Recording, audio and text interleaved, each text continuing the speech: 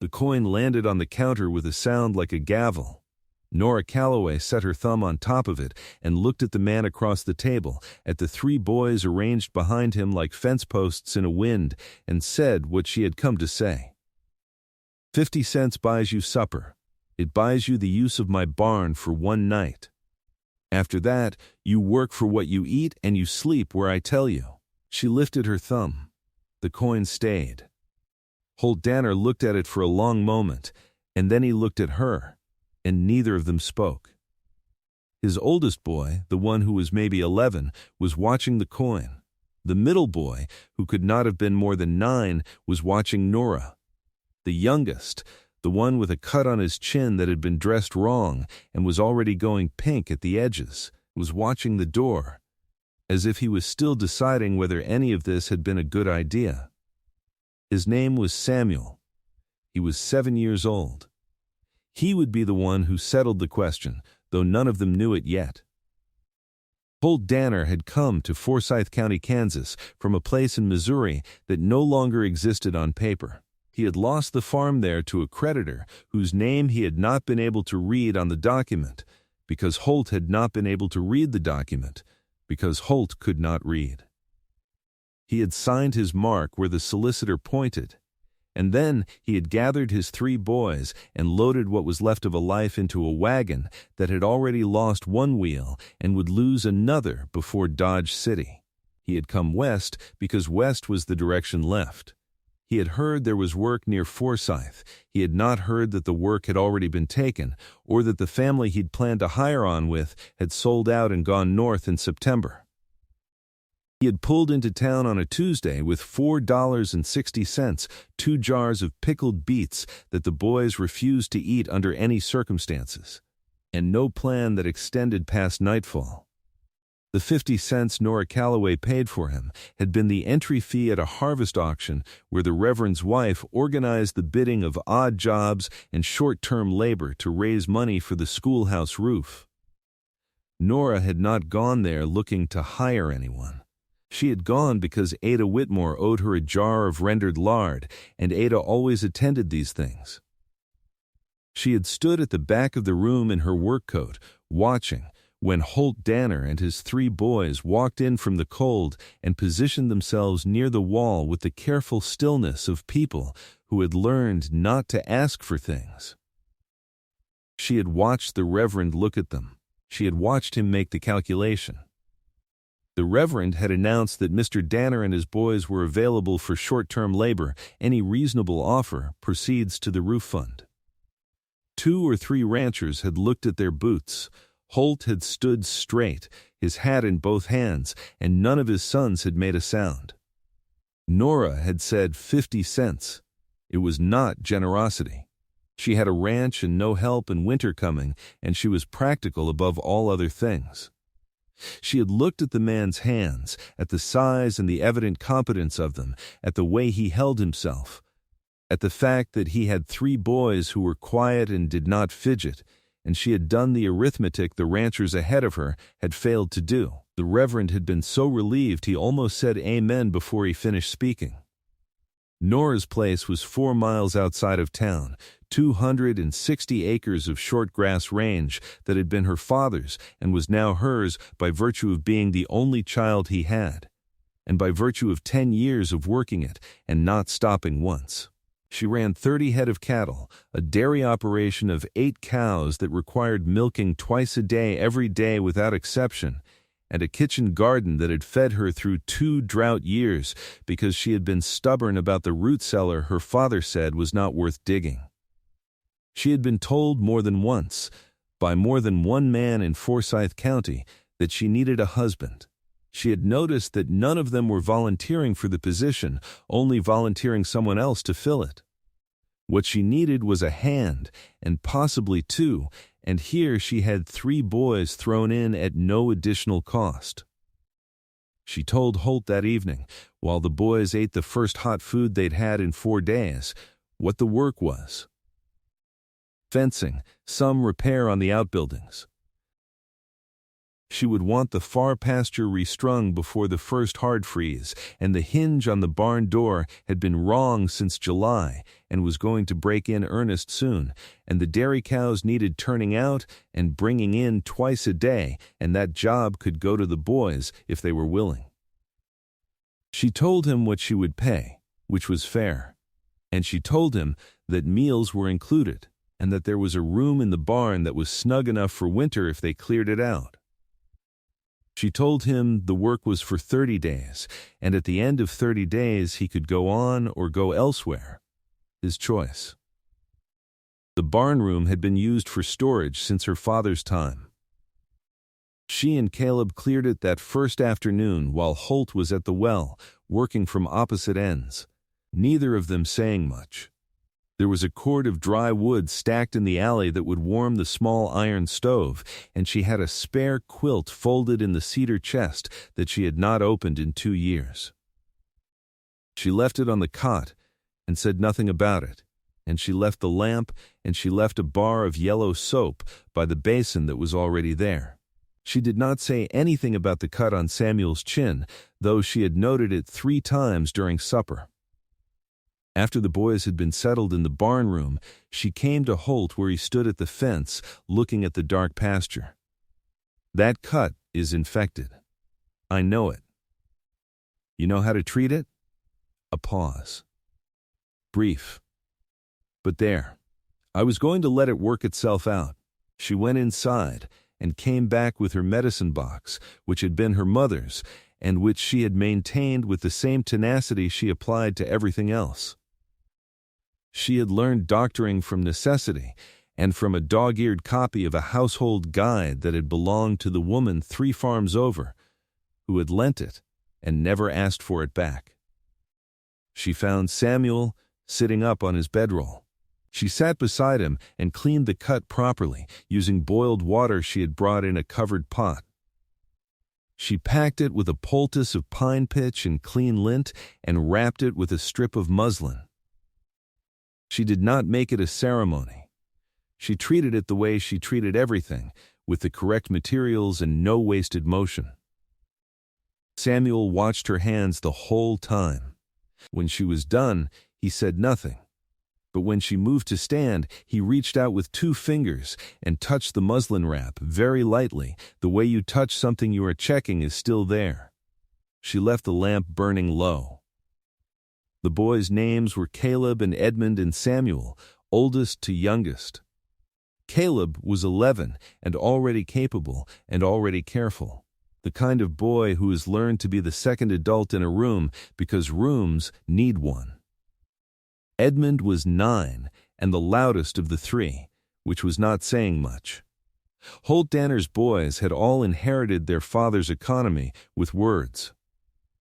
Edmund expressed himself primarily through the quality of his attention. When something interested him, he became very still. Samuel was 7. His cut healed in 5 days under Nora's poultice, going from pink to clean to shut in a progression that she felt she had no right to be as satisfied about as she was. On the second morning, Samuel came into the kitchen while she was mixing cornbread. She heard the door, and then heard nothing, which told her he was standing still rather than moving, which meant he was watching. He stood in the doorway. She did not look up. "There's a stool near the window. You can sit." He sat. She mixed. He watched. She slid the pan into the oven and then turned to the table to start on the bacon, and she noticed that he had moved the stool 4 inches closer to the stove. She said nothing. On the 3rd morning, he did not take the stool. He stood beside her at the table, at a height that brought him roughly to her elbow, and watched her cut the bacon in strips. When she moved to the stove, she looked back, and he had picked up the knife she'd set down and was wiping it clean with the cloth she kept for that purpose. She had not told him to do that. She had not told him where the cloth was. On the 5th morning, she found that someone had laid a 4th place at the breakfast table. She stood before it. 4 plates, 4 cups, 4 spoons in a tidy row. She had set 3 the night before and left them on the shelf. Holt came in from the morning milking with his coat still dark from the cold, and he stopped when he saw the table. He looked at it for a moment. He did not say anything. He went to the basin and washed his hands. He knew which boy had done it. He had watched Samuel carry the plates from the shelf, one at a time, placing each one with a concentration that suggested he was doing arithmetic in his head. He had watched from the doorway and had not spoken, and had come back 10 minutes later as if he had never been there. The 30 days passed in the way of hard work, which is to say they passed quickly in the body and slowly in the mind. The fencing got done. The barn door hinge got replaced with one she had been keeping in the toolbox since spring, waiting for a pair of hands strong enough to seat it correctly. The dairy cows went out in the morning and came in at dusk with a regularity she had not managed alone, because alone there had always been something else that needed doing at the same hour. Edmund, it turned out, had a gift with the cows. Not a showy gift, a quiet one. He learned their names in 2 days and addressed them by name, and they responded to him with the mild trust that dairy animals extend to people who are consistent. The oldest cow, a sway-backed roan she called Mabel, which was not her name but had become her name, began waiting at the gate for Edmund specifically. Caleb helped his father with the fencing without being told, measured when measuring was needed, fetched when fetching was needed, and was generally the boy that every piece of difficult work needed standing next to it. And Samuel set a 4th place at breakfast every morning. Every morning. He never missed it. He set it and then went about whatever else he was doing, and Nora filled it, and no one discussed it. On the 20th day, she caught Holt looking at the table the way he sometimes looked at the far pasture, as if he was trying to read something written in a language he almost knew. She did not say anything. She poured his coffee and her own and sat down. The doctor question, the one she had not raised itself on the 23rd day when Edmund came in from the evening milking with his left hand cradled against his chest. He had caught it between 2 boards while repositioning the fence rail, and 2 fingers were swollen to a degree that made her press her lips together and go immediately for the medicine box. She examined the fingers in the lamplight. Not broken. Badly bruised. 1 small cut at the first knuckle that needed cleaning. Holt crouched beside her as she worked. She could feel him watching what she was doing, the way she assessed the joints by feel before she decided they were sound, the way she cleaned the cut in stages rather than all at once, the way she secured the wrap without cutting the blood. Edmund sat with great patience and gave a single sharp exhale when the poultice went on. "You've done this before," Holt said. She tied off the end of the wrap. "My father was not a careful man. I had practice. Where did you learn it right?" "Mrs. Ellie Greer. Farm 3 miles east," before she passed. She had a book. She closed the medicine box. "I still have the book." She got it from the shelf. The spine was worn through, 3 pages reattached with careful paste. She set it on the table. He did not reach for it. She understood then. Not the whole of it, and not at once, but enough. She did not make anything of it. She said that the chapter on hand injuries was in the middle, that it was useful to know. Then she picked up her coffee and took it to the window to give him the table, and after a while she heard the sound of pages turning. She did not look back. On the 28th day, Anson Riddle came out from town. Anson was not a bad man. He was the kind of man who believed himself to be the practical solution to other people's problems, and who had been telling Nora Calloway for 3 years that she should sell him the East 40. He had a use for it. She did not need it. The reasoning was simple, and he returned to it seasonally, the way some men return to a tune they cannot get out of their heads. He arrived while Holt was at the north fence and the boys were at school.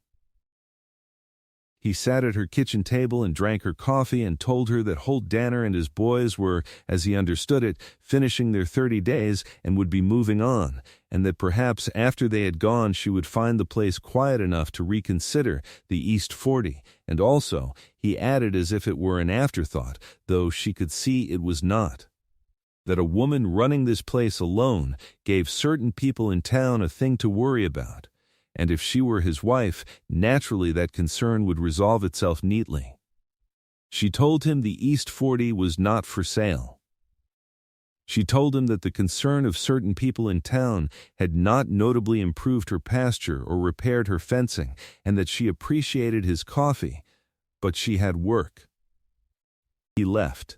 The door shut behind him, and she heard his boots on the porch steps and then the creak of the wagon taking his weight. She stood at the window and watched the wagon go, and she felt the 30 days pressing in on her from two directions. She had not planned for 30 days to feel like anything. She had planned for 30 days to be 30 days. She had a root cellar that was better stocked than it had been in 4 years, because Holt had understood, without being told in so many words, which she had noticed, that the laying in of stores before winter was the thing that stood between a farm and catastrophe, and he had worked that problem the way he worked the fencing, which was steadily, with no wasted motion, until it was done. The cellar held more pounds of dried beans and more jars of preserved goods than she had managed alone, because there had been 4 of them putting it up instead of 1. She had a barn door that would hold through the wind. She had a dairy herd that came in at dusk like clockwork. She had, every morning, a 4th place at her breakfast table. The $4.60 Holt had come to Forsyth with was gone now, spent on flour and lamp oil in the first 2 weeks, which she knew because she had handled the provisioning herself and done the accounting in her own ledger. What he had now was what she owed him, which was fair wages and not yet paid, because the 30 days were not yet done. She was aware that this was a fact with 2 edges. She went back to the kitchen and did not think about what happened in 2 days. On the morning of the 30th day, she came downstairs to find Samuel already in the kitchen. He had set the table. 4 places, as always. He was standing beside it, with his hands at his sides, looking at the 4th plate with an expression of absolute seriousness that she recognized as the expression of a boy who has made up his mind about something. She stood in the doorway. He turned and looked at her. He was holding something, a sheet of paper, folded in thirds, worn at the creases from having been opened and refolded many times. He held it out to her with both hands. She took it, opened it. It was a bill. His handwriting, the careful, deliberate printing of a boy who had been taught letters very recently and was still making friends with them, listed across the page in uneven rows. 30 mornings of breakfast. 30 evenings of supper. 12 applications of poultice and bandage, which she understood referred to his chin and Edmund's hand, and a half-dozen smaller injuries she had dressed and not recorded. 1 pair of wool socks she had found in the bottom of her mother's trunk and given to Caleb when she saw the state of his. 1 night with the medicine box at 2 in the morning when Edmund had a fever that broke before dawn, which she had not thought anyone noticed. At the bottom he had written, in the same careful hand, a total. He had done the arithmetic himself, though she could see from some of the columns that he had done parts of it more than once to check. He had valued her, in his 7-year-old mathematics, at $11.40. Beneath the total he had written 2 words. We owe. She looked at the paper for a long time. The kitchen was very quiet. Samuel pointed to the 4th plate. That one's yours, he said. It's always been yours. I put it there because it's yours, and you should know it's yours, and you shouldn't go. He stopped. He had prepared more than that. She could see it in his face, the effort of a boy who had rehearsed, but he had used the truest words first, and those were the ones that came out, and the rest fell away because they were not needed. She folded the paper along its worn creases. She held it carefully. She looked at Samuel, who was watching her with the directness of a child who has said the thing he came to say and is now waiting to learn if the world works the way he has decided it should. "All right," she said. It was not the answer to everything, but it was the answer to the plate, and to the paper, and to the 2 words at the bottom. She set the paper in the front pocket of her apron and went to the stove. Holt came in from the barn at the regular hour. He stopped when he saw his son's face, and then he looked at Nora, and she was standing at the stove in her usual way. She said nothing about the paper. She said nothing about the words. Caleb and Edmund came in from their morning work and sat down, and Nora set food on the table, and they ate. After, Edmund took the dishes to the basin on his own accord. Caleb went out to check on Mabel, who had been slow that morning. Samuel sat in his customary spot and arranged the sugar bowl 3/4 of an inch to the left, which was where he preferred it to be. Holt stayed at the table. When the boys had gone out, he reached into his coat and set something on the table. It was the watch. Silver-cased, worn to a soft shine, the initials on the back. He had carried it out of Missouri along with the boys and very little else. He had wound it every morning for 11 years. It had been the one thing he had not sold when selling was the only option left. He did not explain it. He set it on the table and looked at her. A plain, direct, unflinching look, the kind that says everything because it admits to nothing held back. He waited. She looked at the watch. She understood what was being put on the table. Not the object, exactly. It was only the form the thing took. What was being put on the table was the answer to a question she had not asked out loud, offered plain and complete, the only way he knew how to offer anything, which was holy. She reached across and picked it up. She turned it over in her hands. The back of the case was warm from his coat. She looked at the initials. "Your father's. Yes, you want it back." He was quiet for a moment. "Then, I want you to keep it." She set it on the table between them. She left her hand beside it. He put his hand next to hers, and they sat that way and did not move, with the space of 3 inches between them and the watch between their hands, and outside the window the sky was the particular pale gray of a Kansas morning that is deciding whether to give you sun. After a while, she carried it to the shelf above the stove, where it could be seen from the table. And she turned back to the kitchen because there was work, and he stood up and went out because there was work, and that was the shape the yes took between 2 people who were not inclined to waste words on what their hands could say.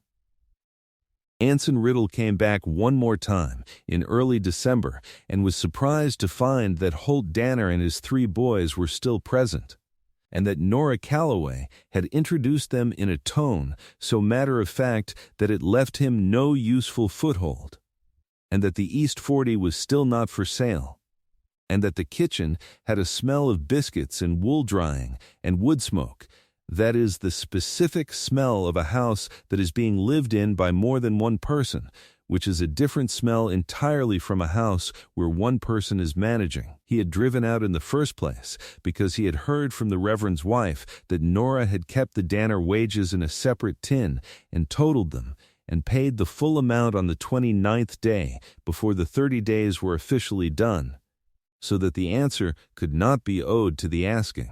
The Reverend's wife had told this story with a satisfaction that suggested it had been understood widely and correctly. He drove home with the thing he had come to say still unsaid. The watch stayed above the stove. Samuel set 4 places at breakfast every morning for the rest of that winter and into the spring, and then into the years that followed. And eventually, no one thought about it as a thing that needed doing, because it was simply the way the table was, which is to say, it was simply the way things were.